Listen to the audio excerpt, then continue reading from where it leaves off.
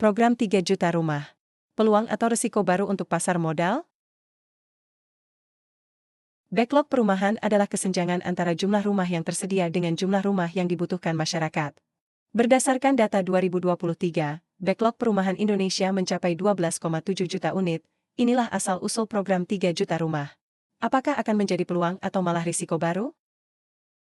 Dalam diskusi dan antara beberapa waktu lalu, sempat muncul pernyataan bahwa Bank BUMN juga akan diminta untuk berpartisipasi dalam program 3 juta rumah. Sebetulnya apa itu program 3 juta rumah? Apa bedanya dengan FLPP, atau fasilitas likuiditas pembiayaan perumahan, yang sudah ada? Dari berbagai sumber, Grok memberikan ringkasan yang komprehensif.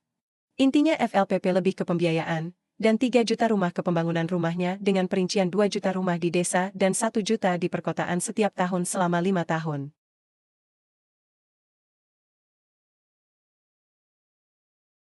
Tiga juta rumah ini diperuntukkan bagi masyarakat berpenghasilan rendah atau MBR, gaji 7-8 juta per bulan, per rumah 100 juta rupiah. Dikalikan 3 juta sama dengan 300 triliun rupiah per tahun, suatu jumlah yang tidak kecil. Dibandingkan dengan belanja pemerintah pada APBN 2025 ini sebesar 3.621 triliun rupiah. Pemerintah memang melakukan efisiensi di sana-sini, tapi anggaran untuk program baru 40,27 triliun rupiah, itu pun sudah termasuk dalam program FLPP dan lainnya.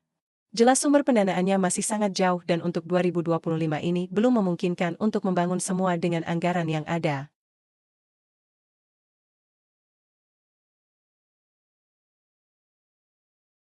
Untuk itu diperlukan pembiayaan tambahan, baik itu dari perbankan, pasar modal, dan bahkan partisipasi investor asing. Pertanyaan berikut, katakanlah bank ikut dalam pembiayaan ini, seperti apa mekanismenya? Apakah ke pembeli via KPR? Atau ke developer dengan kredit modal kerja? Apabila dengan pemberian KPR, maka perlu ada jaminan dari pemerintah atau lembaga. Jika tidak ada, bank akan menjalankan skema bisnis as usual, dan akan ada seleksi terhadap kreditur. Kelas menengah saja belum tentu dapat approval kredit, apalagi, mohon maaf, kelas MBR. Apabila dipaksakan harus jalan, berpotensi meningkatkan NPL di bank. Alternatif bisa seperti kredit usaha rakyat atau KUR, yang risiko gagal bayarnya ditanggung oleh Jamkrindo dan Askrindo sepanjang memenuhi batasan dan syarat tertentu.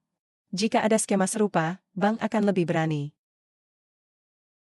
Apabila melalui pemberian kredit modal kerja kepada developer properti, ini masih lebih masuk. Katakan satu developer membangun 25-50 rumah dan jika semua kredit, maka atas 3 juta rumah setara 60.000 sampai 120.000 developer. Bisa saja